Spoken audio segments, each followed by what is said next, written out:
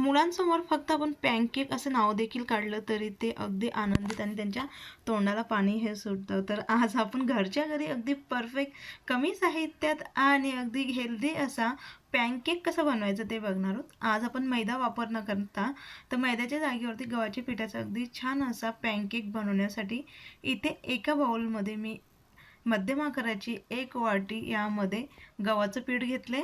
तुम्ही मैदा देखील वापरला तरी काही हरकत नाही. गव्हाच्या पिठामध्ये लगेच काय करायचं, 1 वाटी इथे मी गव्हाचं पीठ घेतले, त्याच वाटीने बरोबर अर्धा वाटी साखर घेतली. थोडंफार कमी जास्ती केली तरी काही हरकत नाही, फक्त पिठी साखरचाच वापर करा. त्यामध्ये छान फ्लेवर येण्यासाठी 2 ते 3 चमचे मी मिल्क पावडर हे घेतले. लगेच छान जाळीदार म्हणजे स्पंजी होण्यासाठी यामध्ये आपण 1 चमच्यावर बेकिंग सोडा हा घातला आहे. बेकिंग सोड्याचाच वापर करा, इतर कुठल्याही सोड्याचा वापर करून घेऊ नका, चव लगेचच बिघडते. म्हणून इथे बनवताना बेकिंग सोड्याचा वापर करा.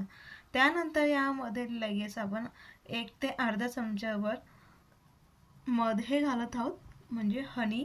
इथे माझं घरगुती मध असल्यामुळे ते अगदी घट्टसर असं आहे.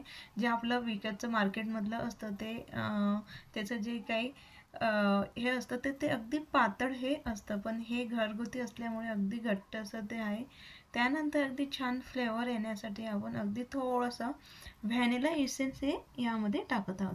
पॅनकेकमध्ये व्हॅनिला इसेन्सचा वापर केला जातो. जर तुम्हाला दुसरा फ्लेवर घालायचं असेल ते देखील घातलं तरी काही हरकत नाही. त्यानंतर काय करणार आहोत, आता याला व्यवस्थित आपल्याला मिक्स करून घ्यायचं आहे. मधाचं प्रमाण आपण कमी जास्ती केलं तरी काही हरकत नाही, यापेक्षा देखील आपण जास्ती वापरलं तरी काही हरकत नाही. यामध्ये तुम्ही बटर देखील घालून घेऊ शकता जर तुम्हाला आवडत असेल तर. मी आज बिना बटरचं बनवते. तर संपूर्ण इन्ग्रेडियंट्स हे व्यवस्थित मिक्स केले. त्यामध्ये काय करायचं आहे, आता अगदी थोडं थोडं आपल्याला दूध घालत याला व्यवस्थित मिक्स करून घ्यायचं आहे. गव्हाचं पीठ आणि मैदा हा थोडा चिकट असतो, त्यामुळे काय होतं, आपण अगदी एकाच वेळेस जास्ती दूध घातलं तर त्यामुळे त्याच्यामध्ये अगदी भरपूर अशा गाठी पडतात आणि त्या व्यवस्थित लवकर मिक्स करत नाही. म्हणून काय करायचं, अगदी थोडं थोडं दूध घालत छान याचं बॅटर आपल्याला तयार करून घ्यायचं आहे. इथे आपल्याला दुधाचाच वापर करायचा आहे, पाण्याचा अजिबात वापर करायचा नाही आहे.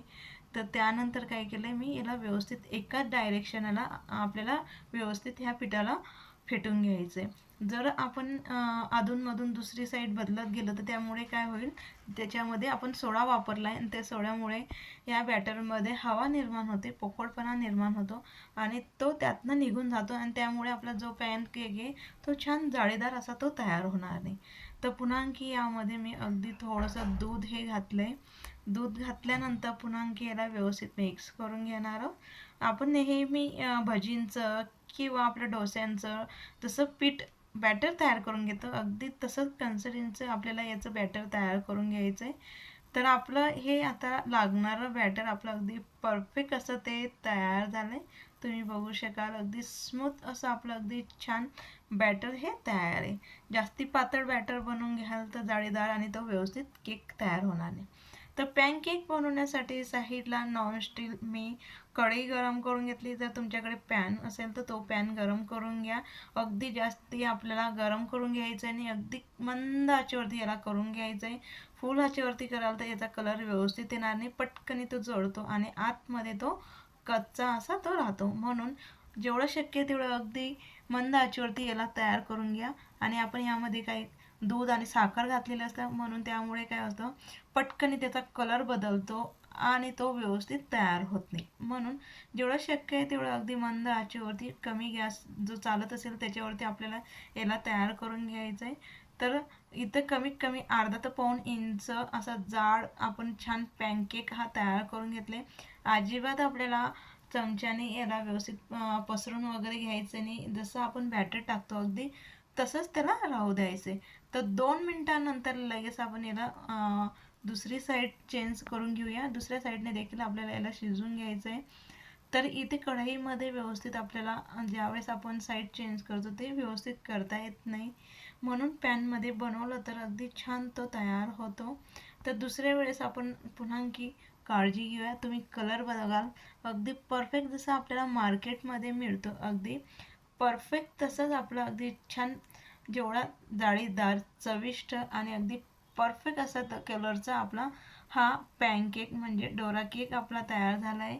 नक्की तुम्ही अशा पद्धतीने गव्हाच्या पिठाचा मुलांसाठी नक्की अगदी चविष्ट आणि हेल्दी असा आपला हा पॅनकेक हा तयार झाला आहे. जेवढा दिसायला सुंदर दिसतोय तेवढाच अगदी परफेक्ट मार्केट स्टाईल अगदी चविष्ट तो तयार झाला आहे. दुसरा देखील तुम्हाला मी बनवून दाखवते. तर 1 चमचे आपण बॅटर हे या पद्धतीने टाकले. अजिबात आपल्याला पसरून घ्यायचं आहे. तुम्ही पुन्हा आणखी यावरती बॅटर टाकून घेऊ शकता जर तुम्हाला जाडसा असा पॅनकेक लागत असेल आवडत असेल तर काय करणार हलक्या व्यवस्थित आपल्याला पुन्हा आणखी याला व्यवस्थित पलटून घ्यायचं जेणेकरून आपला पुन्हा आणखी पहिल्या वेळेस जसं झालं होतं गोळ्या पडल्या होत्या तशा त्या पडणार नाहीत. तर अगदी सावकाश व्यवस्थित मी पलटी करून घेतले. तुम्ही बघा अगदी छान असा आपला हा पॅनकेक तयार झाला आहे. अशाच पद्धतीने उरलेल्या संपूर्ण बॅटरचा आपण आता पॅनकेक हा बनवून घेऊया. तर तुम्ही बघू शकाल अगदी छान असं आपले पॅनकेक हे तयार झाले. जर तुम्हाला रेसिपी आवडली असेल तर नक्की व्हिडिओला लाईक करा, जास्तीत जास्त मित्रांना शेअर करा, कमेंट्स करा, चॅनलला सबस्क्राईब करा जेणेकरून नवनवीन व्हिडिओ अपलोड केले तर सगळ्यात आधी त्याचं नोटिफिकेशन हे तुम्हाला मिळेल.